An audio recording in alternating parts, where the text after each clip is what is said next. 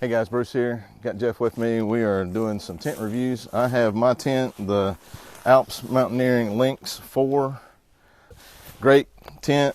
I've had it for several years. The gear holder for going up in the top. It's also got pouches on the side of the tent for your phone and things like that, so that everything stays where it needs to be. This is a 4-person tent. That means that 4 people head to toe with no gear. That's probably not very realistic. So just keep that in mind when you're thinking about tent selection. Who's going to be in your tent? If it's just you and your gear, maybe a 2-person's good. If you think there might be one other person, you might want to step up to a 4 just so you know you got that space. Just keep that in mind.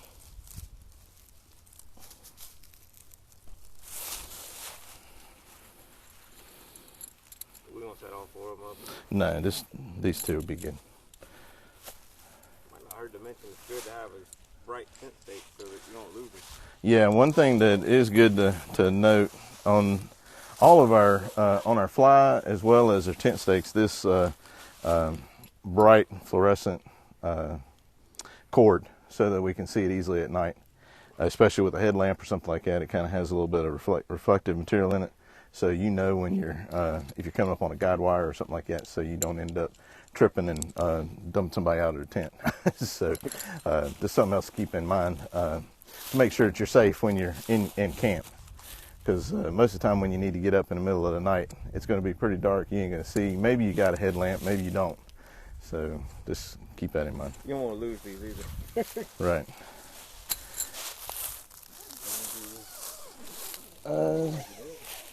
Yeah, let's leave it like it is. I think this one's big enough. So I'm just opening up the door here.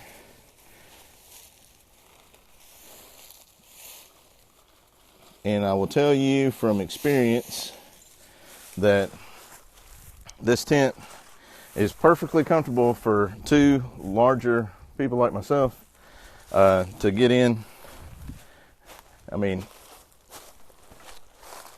when I have my sleep system set up, it takes up about half the tent. I have the other half for my gear, or for my son if he's camping as well and he didn't bring his tent or whatever.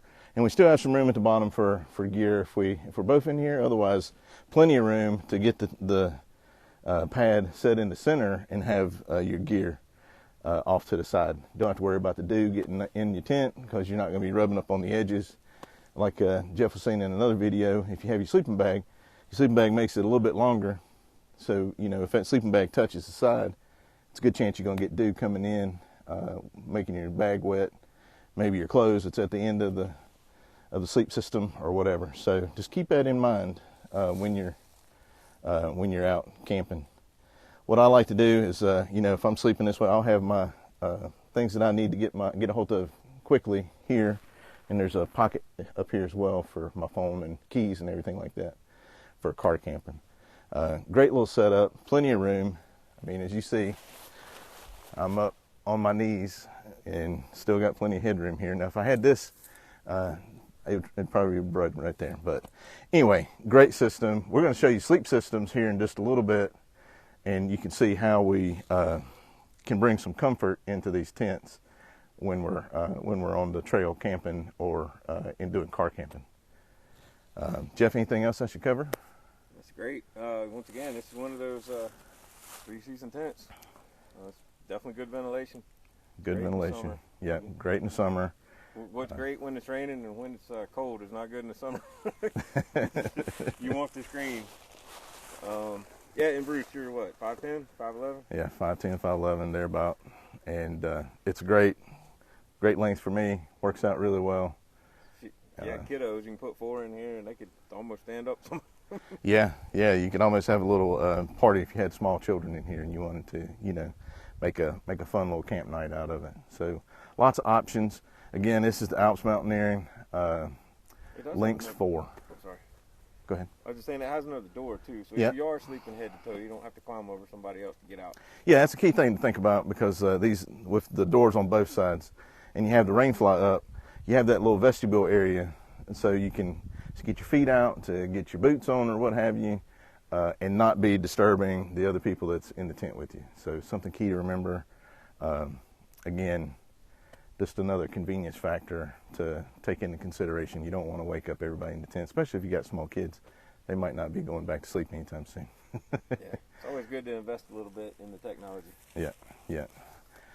This tent served me well. Had it for several years now, and if I keep being able to take care of it, I think it's going to last for several more. So anyway, just wanted to show it in action here a little bit and let you get a sense of what it was all about. Just for fun, I guess I can lay down in it real quick.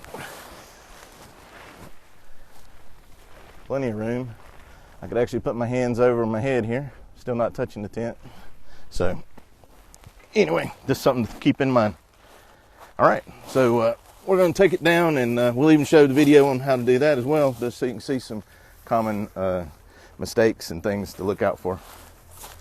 One thing too, it's always good to keep all your tent gear and bags in the actual tent bag so you can find them. True. Yeah. I like to zip my tent back up when I'm folding it, just so I know that everything's ready the next time.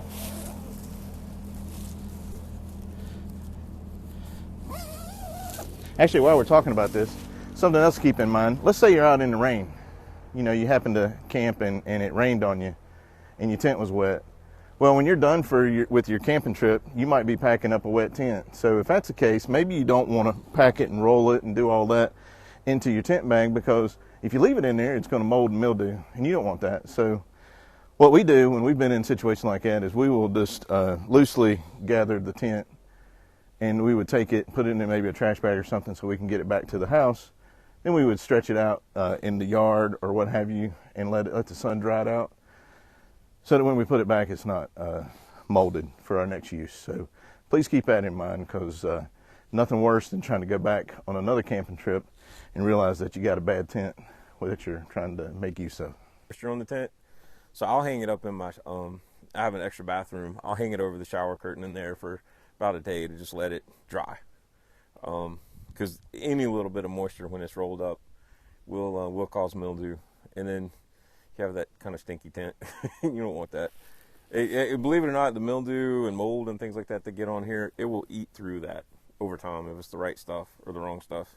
Yeah. So just, if you take care of things, if you buy good quality, take care of it. Maybe be a little OCD about it. It'll last. And then if you upgrade, you can give that to a friend or something like that. Yeah. All right. And the ground cloth as well, right? Because you know the ground cloth is going to be potentially sitting on the dirt. It's wet, everything like that. You might want to go home and spray it off, let it dry, make sure it's good and clean for the next time. Just some little helpful tips to think about. This particular bag for the tent actually has enough room for the drop cloth, the mallet, as well as the stakes. So just something to keep in mind. It helps me keep everything together, so when I'm ready to go for a trip, I've just got one bag to grab. So anyway, just another little tip there. All right, thanks a lot. We'll see you out there.